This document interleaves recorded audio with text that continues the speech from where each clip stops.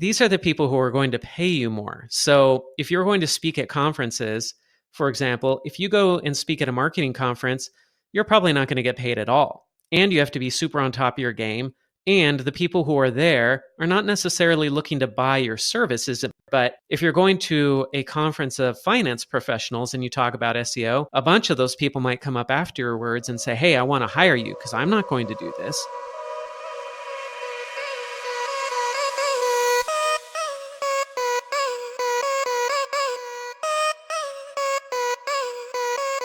This is Time for Marketing, the marketing podcast that will tell you everything you've missed when you didn't attend the marketing conference.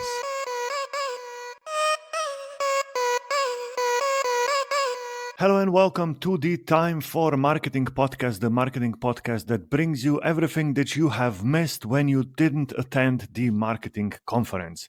We are at the episode number 20. And my name is still Peter, and I am still your host, coming to you from Slovenia to the podcast and bringing the best marketing conference speakers to the podcast so that they sum up their marketing conference presentations in 5 minutes. Today we have a wonderful guest, Josh Steimle. Josh, welcome to the podcast. Thank you, Peter. Excited to be here. I'm very glad that you are here, and I'm a bit nervous on how to present you to our podcast listeners. Probably a lot of people know you. You are a speaker, an influencer, a writer. You have a couple of books out there, and your new book is just out and it's getting ready to be out. It's on the pre-order. It's the new book, the book 60 Days to LinkedIn Marketing. Tell us one thing that is really important about your book.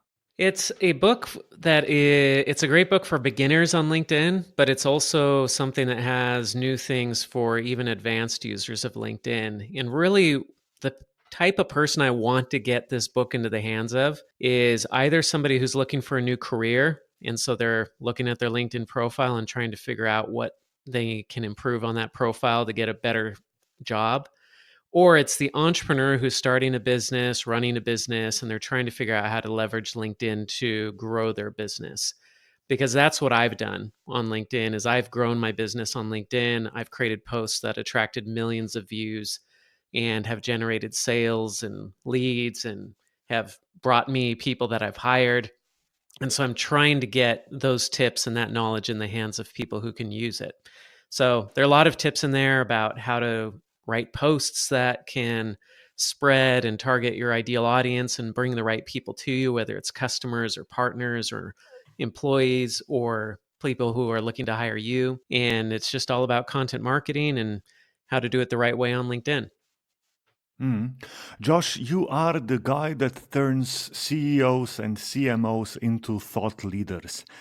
Why would it be important to be is the business influencer a right word that I would use in my vertical? Yeah, you could say a business influencer or a B2B influencer, but it's important for executives and entrepreneurs today to be out there and be thought leaders and be the face of their business because people do business with companies or with people that they know, like, and trust. And the key word there is people. People like to do business with people. They don't like to do business with faceless corporations anymore. And so your company needs to be represented by a happy, smiling face, somebody that people can trust. And it needs to be more than just somebody in a commercial or something. It needs to be a leader, somebody who's in the business that they can really get to know or feel like they know.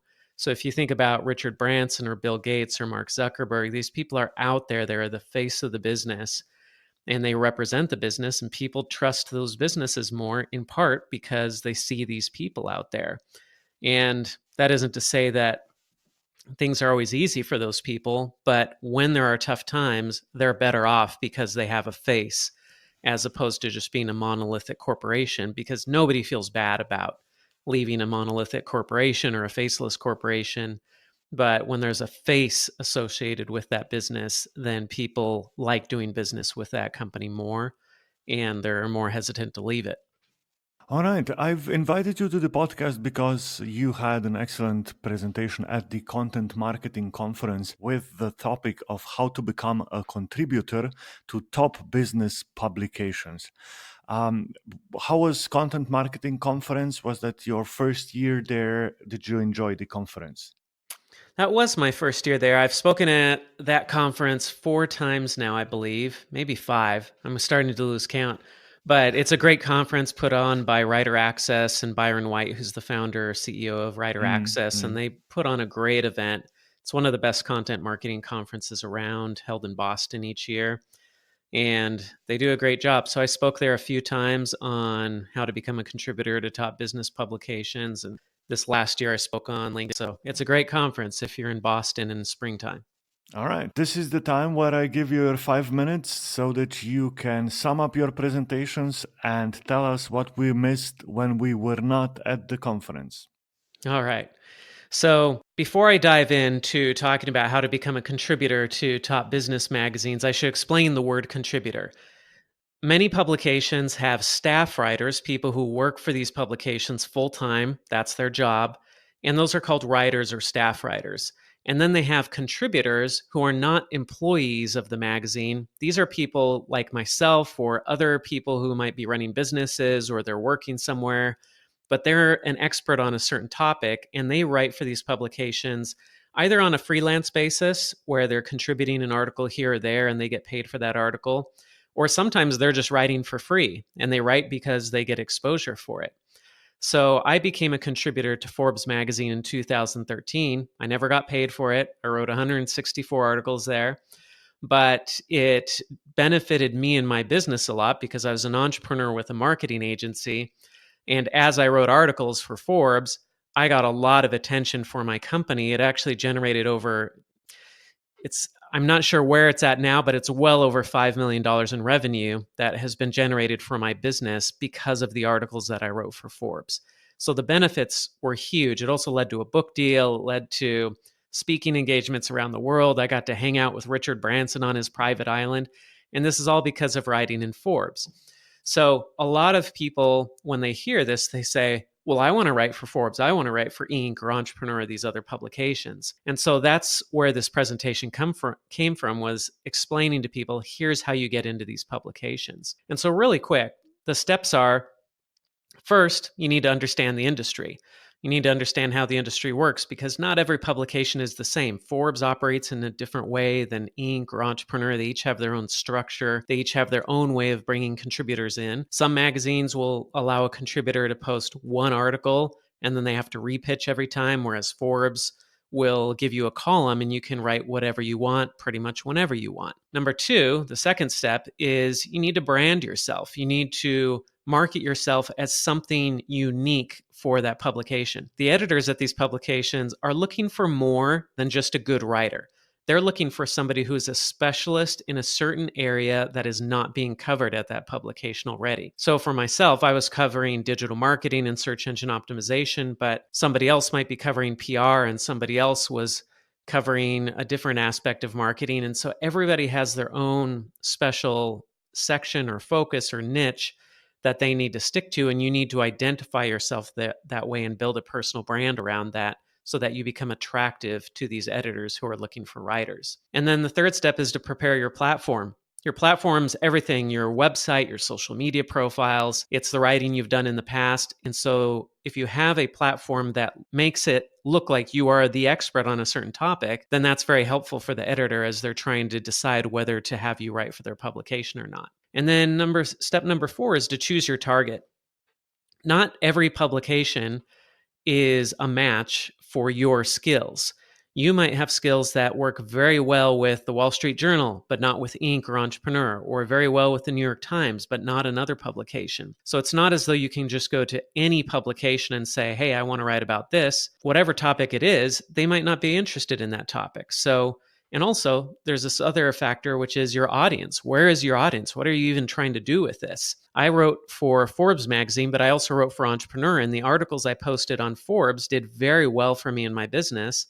But I would post similar content on Entrepreneur, and I'd get no response. So even though I love Entrepreneur, it wasn't a very good place for me to write articles because I just wasn't getting the response from my audience that I was looking for. So choose a good target. Step number 5 is develop relationships. There's a saying, it's not who you know, or it's not what you know, it's who you know. And that's very true when trying to get into these publications. If you have created a relationship with one of the editors at these publications, you're much more likely to get in there because you know the right people. You can develop relationships with other contributors as well because they can teach you what you need to know to get in there. So develop relationships is step number 5. Step number 6 is preparing your writing. If you go and you pitch yourself to a publication, say, hey, I want to write for you about this topic, the editor will say, great, shoot me over a few articles.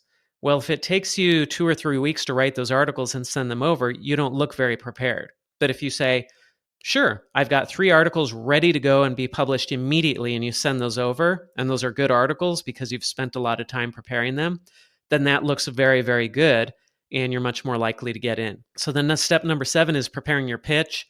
And this is where a lot of people make a big mistake pitching these publications.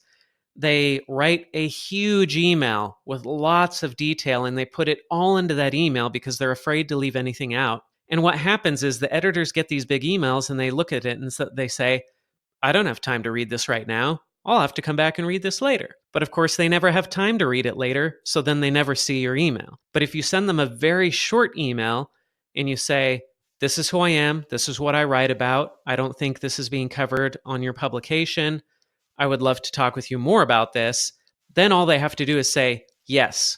And that's what you want. You want to make it very easy for them to respond and say, yes, I would like to talk to you about this. And then you can set up a phone call and then you can give them a proper pitch. And then finally, once you're actually in, you need to keep your editor happy. I know a lot of people who have gotten on at Forbes and other publications and they're there for 1 month and then they do something wrong and they get kicked off because they don't follow the rules. They make some sort of error. They do something that the editor doesn't like, and then they've burned that bridge and they can't go back. They can't do it again. So if you want to keep your editor happy, follow their directions, do what they say always, stick to a single area of focus, and double check your work to make sure that you're not making big mistakes. So those are the main steps towards becoming a contributor to a platform and then staying on as a contributor. All right, excellent. You said picking a niche and staying in that niche should be incredibly important. How big or how small should that niche be?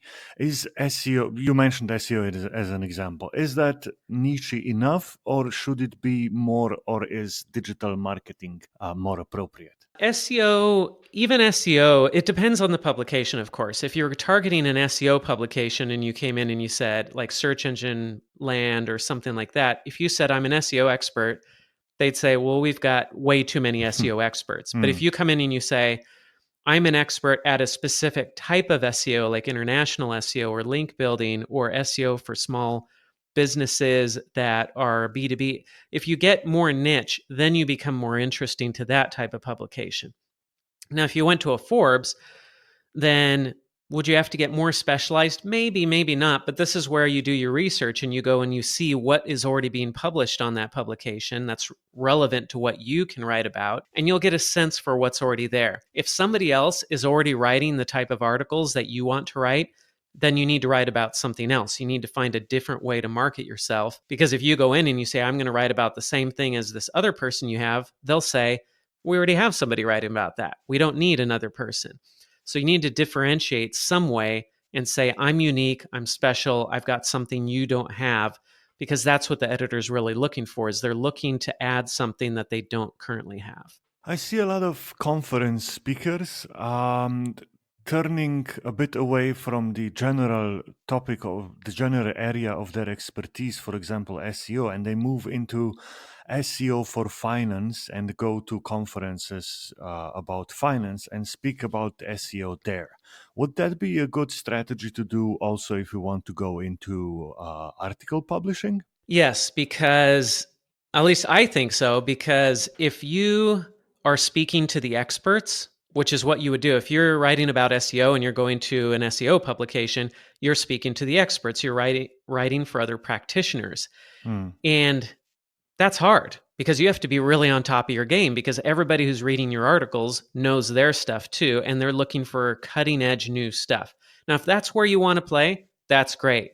But if you're writing for an audience that doesn't know anything about what you do, so finance experts, for example, they don't know SEO. That's not their field. So if you're giving them tips, that's really easy. You can essentially create the same presentation and write it over and over and over again. Or if you're writing for a publication that's targeted towards finance experts, you're writing beginner articles. You're really writing simple material. It's just a much easier job to do.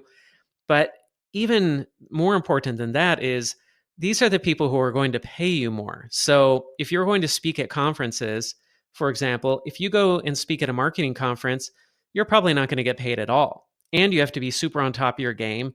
And the people who are there are not necessarily looking to buy your services. It might be other people who are looking for new information on how to run their thing better. But if you're going to a conference of finance professionals and you talk about SEO, a bunch of those people might come up afterwards and say, hey, I want to hire you because I'm not going to do this.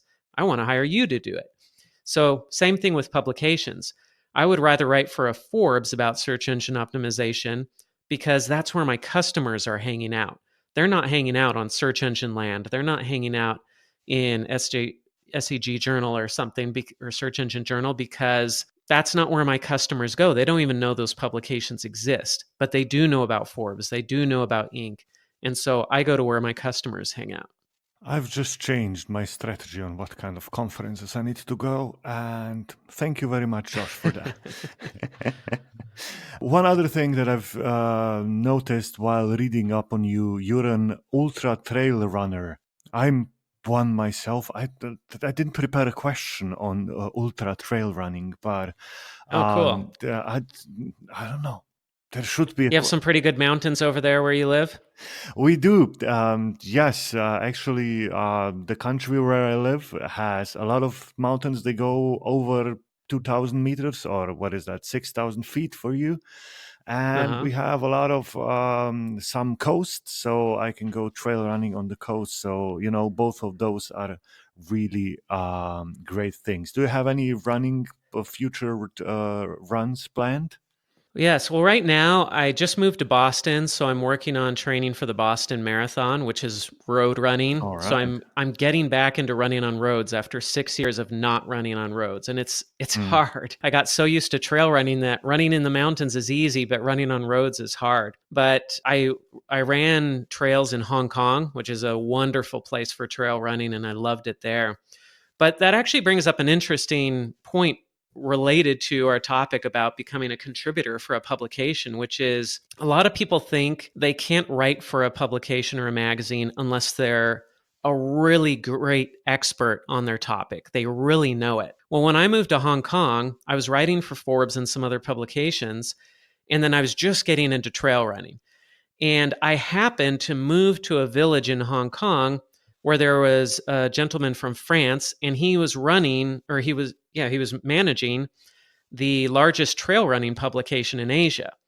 And so we Mm. got to talking. I said, "Oh, I'm just getting into trail running." And he said, "Well, what else do you do?" And I said, "Oh, I'm writing for Forbes and this and that." And he said, "Oh, you're a writer." And I said, "Yeah." And he said, "Hey, would you write for our magazine?" And I said, "Well, I know how to write, but I don't know anything about trail running. I'm just getting started here."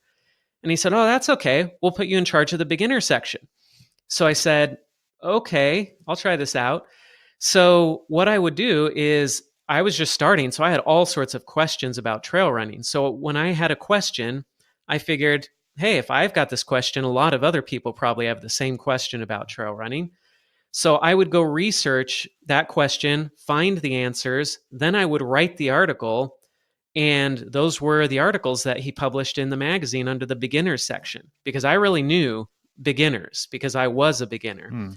And so Mm. I was just one step ahead of my audience. I was doing the research and then a week later publishing an article about something that I hadn't known anything about when I started writing it. But that was helpful for the beginners. So if you're thinking, oh, I can't be a contributor until I'm an expert, you can still become a contributor. You just have to be able to research and put together articles really quickly. so that you stay one step ahead of your audience. All right, excellent. I think this is a very good ending to the podcast. Josh, people can always find you on your websites, joshsteimle.com and influencerinc.co. Where else can people find you? Do you have any conferences planned for the future? I'm actually working hard on my book and then my next book. So I'm not doing as many speaking engagements right now, but I've got a few I'm doing later this year. But I post all of those on my website at joshsteimle.com. So all my events are listed there. All right, we'll put the links to the websites into the show notes. Josh, thank you very much for being a guest on the podcast. You gave us some great ideas, and I will go and write some new emails about getting accepted to conferences and magazines. Thank you very much, and I'll see you around. Thank you so much, Peter.